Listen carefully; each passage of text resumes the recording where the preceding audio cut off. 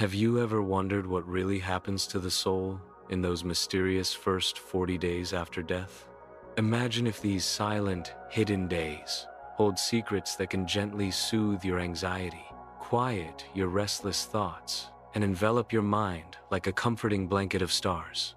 Tonight, you'll journey into the unknown, but I promise, you'll return feeling lighter and profoundly at peace.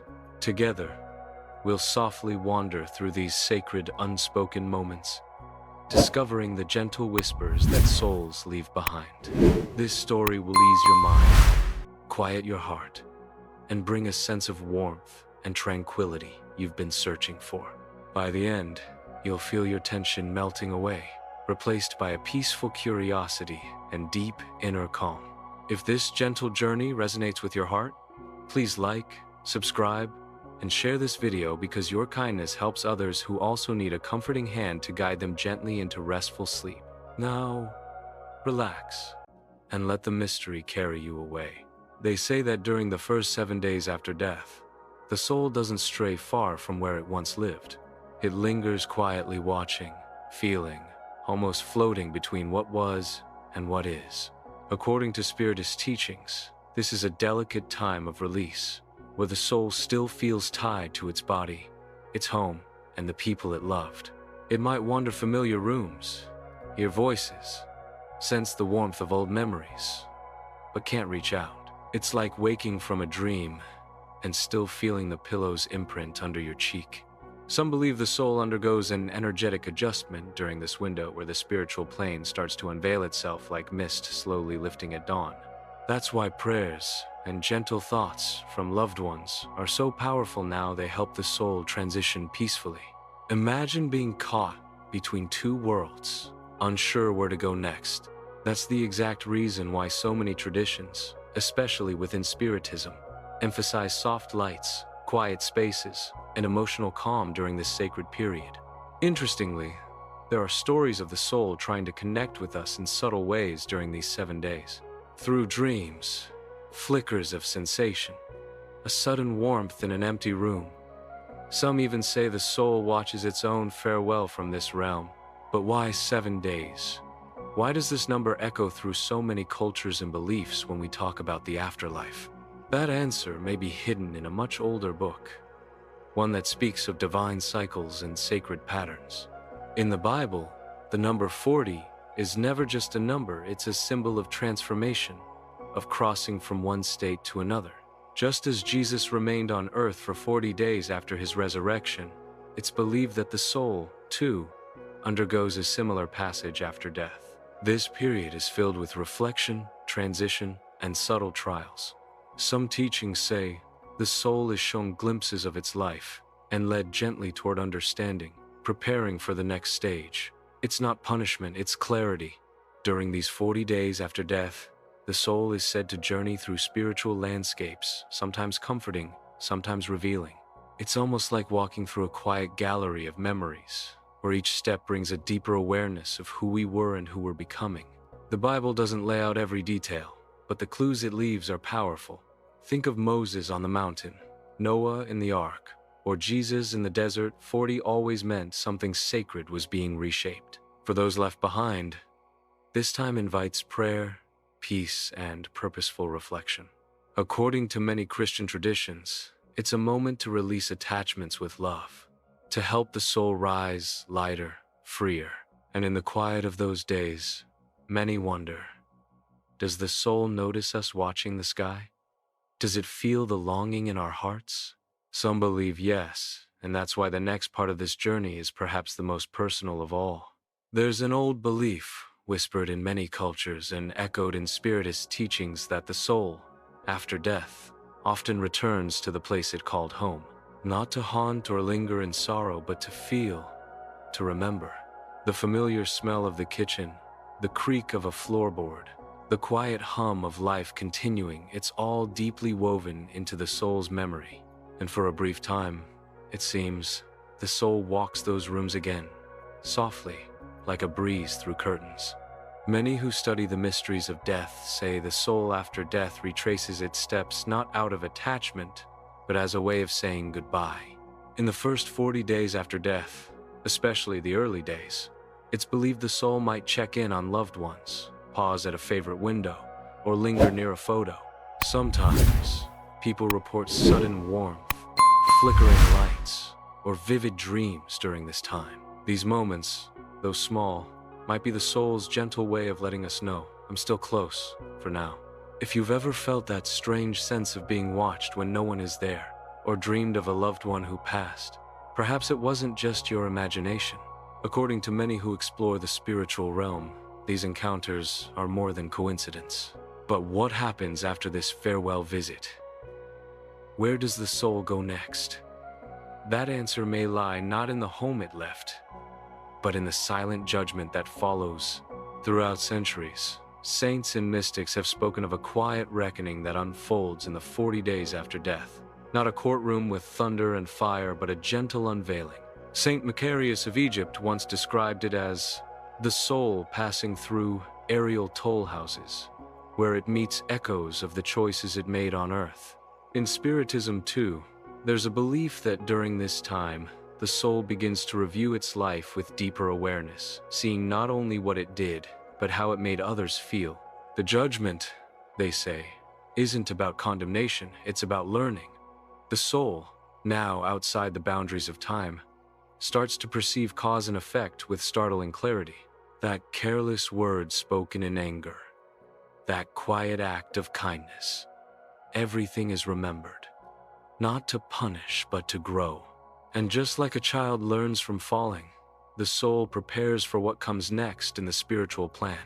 It's a reflective time, honest, sacred, and often very emotional. Some writings even suggest that guardian spirits or ancestors may accompany the soul during this stage, offering comfort or guidance.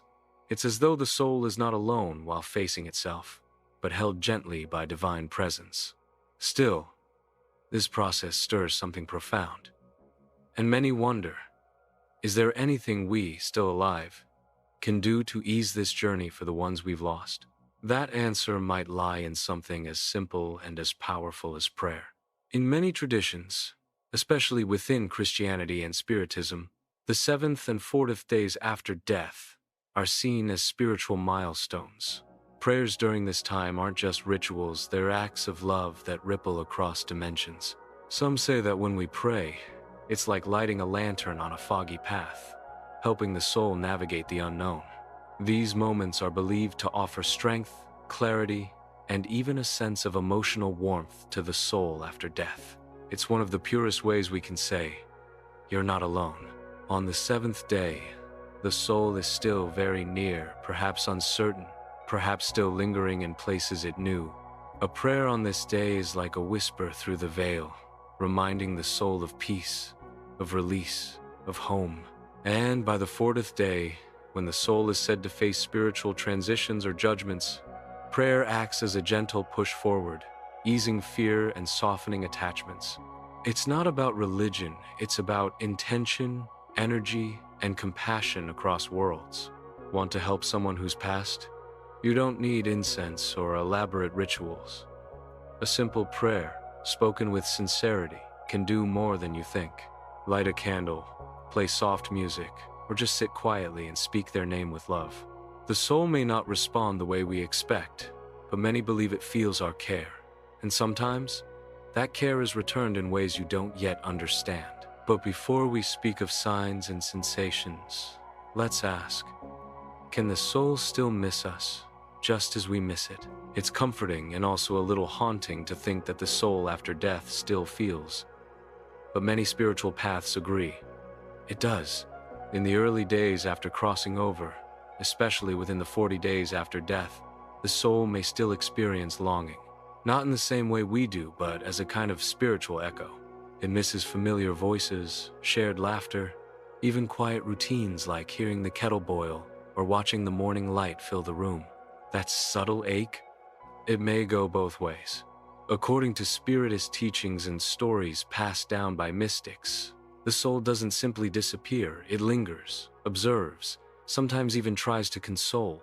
There are people who've described moments when they suddenly felt peace in the middle of deep grief, as if the soul of a loved one was saying, I'm okay, don't worry, This is more common in the first 7 or 40 days, when the connection between realms is more delicate, more open. It's like standing at the shore, still hearing the waves of a boat just departed. And while it's tempting to hold on, to call the soul back, what it often needs most is our blessing to move forward. But how can we tell if a soul is still nearby? Is it the dream we had last night? The sudden scent of their favorite perfume? Or something even subtler? These small mysteries begin to stir deeply around one specific moment. A moment many say the soul never forgets. Its own farewell. There's something profoundly tender about the belief that the soul after death attends its own farewell.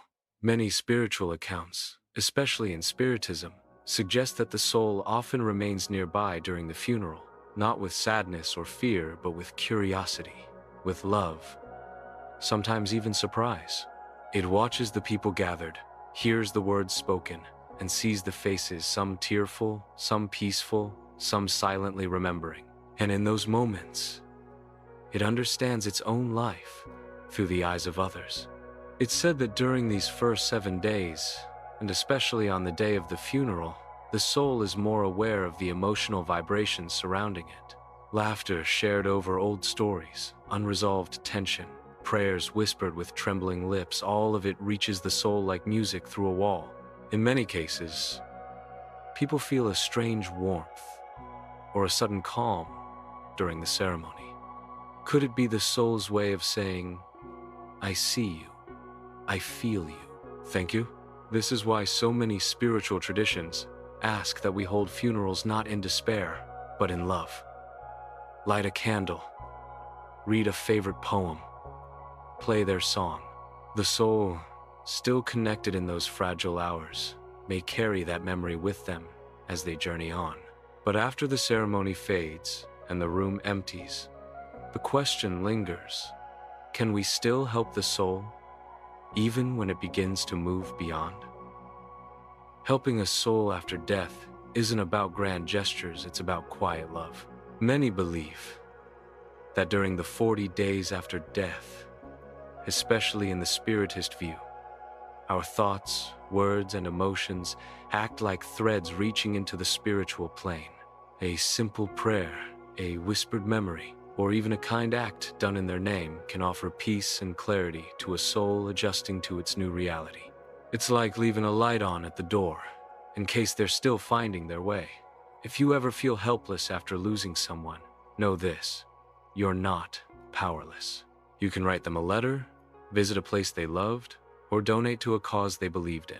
These gestures, though earthly, carry a spiritual frequency. Some say they rise through the veil and wrap around the soul like a blanket. Spiritism teaches that our mental vibrations continue to touch the soul even after it's left the body, especially during those early days when it's still close, still listening. And while we offer comfort, sometimes we receive it too. A feather in an unexpected place, a meaningful song playing out of nowhere, or a dream so vivid it feels like a visit. These moments can feel like the soul saying, I'm at peace and so can you be. But what if the person who passed didn't believe in the life after death? What happens then? The answer might surprise you. It's a curious thought, isn't it? What happens to a soul that never expected to continue after the final breath? Some spiritual teachings, especially in Spiritism, say that disbelief doesn't block the journey, but it may delay understanding. Imagine waking up in a place you didn't believe existed.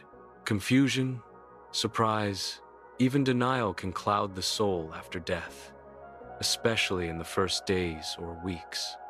But eventually, like fog lifting at sunrise, awareness comes. These souls may linger longer in familiar places, unsure of what's happening. They might try to speak, touch, return to old routines, only to slowly realize the rules have changed. But even then, they're not alone.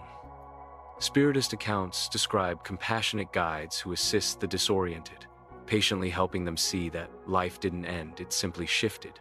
It's not a punishment. It's a process of gentle awakening, and prayers, even for those who never asked for them, still reach. So, if someone you loved was skeptical, don't worry. Your love still matters. Your voice still carries. Sometimes, it's your belief that lights their way. And once they begin to understand, a new chapter begins, one where the soul, finally aware, starts to rise toward healing and renewal. But what does that journey look like? And how exactly does the soul evolve in stages? Many spiritual philosophies, including Spiritism, describe the soul's journey after death as unfolding in three key stages. First comes awareness, a dawning realization that the physical life has ended, but consciousness remains. This often happens within the first 7 days, when the soul still feels connected to Earth. It's a time of observation, memory, and emotional release. The soul might revisit places, see loved ones grieving, or even hear the whispers of prayer. It's gentle, but powerful. The second stage is transition. This often stretches into the 40 days after death, when the soul begins to detach from earthly bonds and step into the spiritual plane more fully. Here, it may meet guides, experience its life review, or encounter energies that reflect the vibrations it carried in life. This part can be healing or challenging, but never wasted. It's like stepping through a mirror and seeing not just your reflection, but your essence. Finally, the soul enters integration. Once the initial passage is complete, the soul prepares for what comes next: rest, reflection, or even the preparation for reincarnation. This isn't a one-size-fits-all journey. Each path is shaped by the soul's story. But one truth remains: nothing is lost. Every moment, every emotion becomes part of the soul's light. And yet, even as it integrates into this new reality, some say the soul still listens. Yes, many spiritual traditions believe that the soul, in the 40 days after death, can still hear us, not with ears, but with presence. During this sacred window, the soul remains sensitive to the emotional energy of those it loved. A whispered, "I miss you," a song played in remembrance, even thoughts sent in silence, they may all ripple through the spiritual plane. The connection isn't gone. It's just softer, like a radio tuned to a new frequency. There are countless stories of people who felt heard after loss. A letter read aloud beside a grave, a tearful apology, or a moment of gratitude expressed in solitude. Somehow, a sign comes, a dream, a breeze, a sudden warmth. In Spiritism, this is often explained as vibrational communication. The soul responds to intention more than words. So speak gently, think kindly, and let your heart lead. They may not answer with words, but many believe they do answer. Still, even as this invisible dialogue unfolds, a question stirs quietly. How long does this connection remain open? At what point does the soul fully cross into the next realm of the spiritual plan? That turning point, according to many teachings, arrives at one mysterious and decisive moment. In Christian belief, the 40th day after death marks a turning point, one that carries deep spiritual weight. Just as Jesus ascended into heaven on his 40th day after resurrection, it's believed that the soul also reaches a moment of elevation or direction. It's not a deadline, it's a sacred passage. On this day, many traditions hold memorial services, light candles, and offer prayers to help guide the soul to peace. Something shifts, something settles. According to faith-based teachings, this is the moment when the soul receives its placement, its direction, based on the journey it's just completed. It may not be heaven or hell in a literal sense, but rather a vibrational realm that matches its inner state. Spiritism, too, views this point as symbolic of detachment from the earthly plane. The soul becomes lighter, freer, and less bound by unresolved pain or attachment. And that's why what we do matters so much. The prayers you send, the peace you create, the forgiveness you offer, they all help the soul step forward. And on the 40th day, it's said that many souls visit one last time to say goodbye. Or perhaps, thank you. But is that really the end? Or is it only the beginning of another journey, the next chapter in a cycle much older than we imagine? Now that you've walked through the mystery of the 40 days after death, what will you do with this knowledge? Will you choose to speak that one last word to someone who's gone? To light a candle, say a prayer, or simply think of them with love? Or maybe, will you live each day with more conscientia, knowing that life doesn't end, it only shifts? These are not just stories to sleep on. They're invitations to wake up spiritually, emocionalmente. So tell me in the comments, what part of this journey touched you the most? Do you believe the soul stays close? I read everything, and your words might help someone else find peace tonight. If this video brought you comfort or clarity, please consider subscribing and turning on notifications. That way, you'll always have a soft voice and a safe place waiting for you whenever the night feels heavy.